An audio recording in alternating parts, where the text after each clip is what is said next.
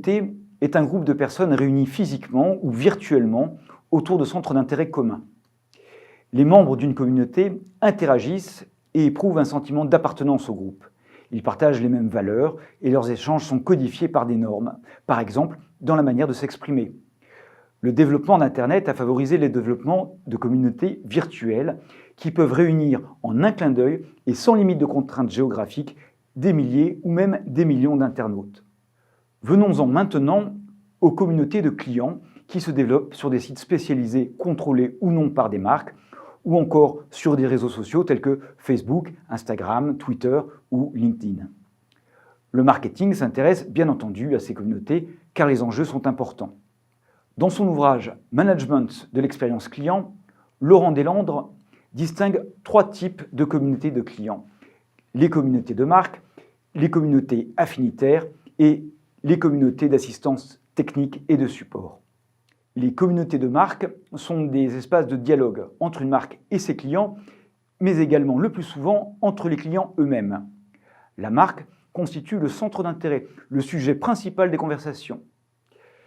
Les communautés de marque existaient bien avant Internet, par exemple avec les clubs d'utilisateurs, mais Internet a littéralement boosté leur développement.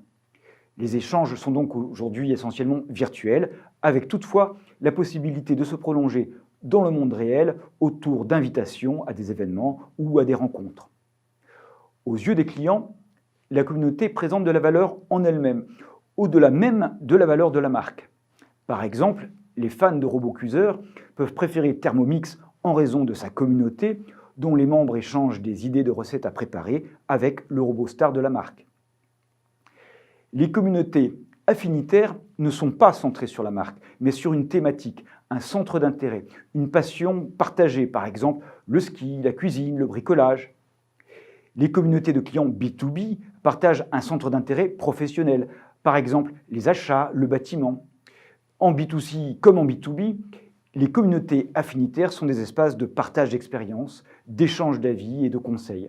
Par exemple, l'enseigne Sephora a développé Beauty Talk, une communauté affinitaire où les membres partagent leurs expériences sur de nombreux produits cosmétiques et échangent des idées et conseils beauté.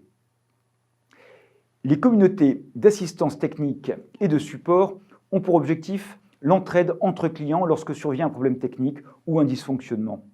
L'intérêt est de trouver dans la communauté un client qui a rencontré le même problème que soi et qui peut donc nous apporter une assistance. L'exemple type est celui de certains opérateurs de télécommunications, tels Free, qui sous-traitent à sa communauté l'essentiel du support client. La communauté modifie radicalement les relations d'une entreprise avec ses clients.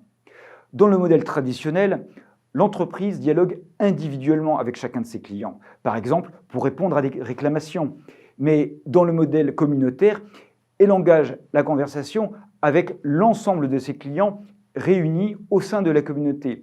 Elle peut par exemple demander son avis à la communauté avant de lancer un nouveau produit ou changer de logo. Le dialogue est donc public. C'est une formidable opportunité pour la marque si elle parvient à adopter la bonne posture et les bons codes de conversation, si elle sait valoriser ses meilleurs clients au sein de la communauté pour en faire ses ambassadeurs. Par exemple, la posture d'expert technique peut être extrêmement stimulante et valorisante pour un membre de la communauté. Mais c'est aussi un risque important si la marque est défaillante sur la qualité de ses produits, sur la gestion des réclamations, ses pratiques commerciales, sa réactivité ou ses valeurs, car elle sera jugée sévèrement par la communauté. En effet, les communautés et les réseaux sociaux sont parfois le lieu d'expression de la colère des clients, lorsqu'ils ont un grief contre la marque ou un litige à résoudre. L'attaque est alors publique et c'est publiquement que la marque doit répondre, quitte à ce qu'elle réoriente ensuite le client mécontent vers ses circuits internes de traitement des réclamations. Le phénomène communautaire est incontestablement une perte de contrôle pour les marques et une prise du pouvoir par les clients qui acquièrent en se rassemblant un pouvoir nouveau. L'échange est désormais plus équilibré, plus horizontal entre la marque et ses clients. La marque est désormais au service de la communauté et inversement, la communauté peut servir au développement de la marque. Une question centrale pour les marques est de savoir jusqu'où elles souhaitent aller dans la perte de contrôle volontaire au profit des clients et quel rôle elles souhaitent donner à la communauté. Ainsi, une marque de luxe a tout intérêt à ce que sa communauté célèbre sa légende et la qualité de ses produits, tout en gardant une certaine distance, car les marques de luxe gardent une part importante de mystère, et elles sont d'autant plus valorisées qu'elles sont d'une certaine manière inaccessibles. Une marque plus utilitaire sera davantage sur un pied d'équilibre avec sa communauté, qui a besoin d'informations, de conseils pratiques, de solutions de dépannage, et qui sera prompte à partager ses idées avec la marque. Puisque la marque est désormais un sujet de conversation dans les espaces communautaires et sur les réseaux sociaux, il est important qu'elle soit à l'écoute de ce qu'il se dit à son propos. Il est nécessaire qu'elle puisse intervenir et prendre la parole le cas échéant, sans chercher pour autant à imposer sa présence. C'est le rôle du community manager de gérer la communauté, de veiller à la réputation en ligne de la marque, la e-réputation, d'engager la communauté dans une relation forte au travers d'animations et de jeux concours divers qui mobilisent la créativité et les ressources des clients. Pour terminer, posez-vous ces quelques questions. Vos clients ont-ils formé des communautés? Quelle en est la nature? Communauté de marque, affinitaire ou d'assistance technique? Votre entreprise a-t-elle intérêt à en favoriser le développement? Et enfin, comment peut-elle les animer et les mobiliser?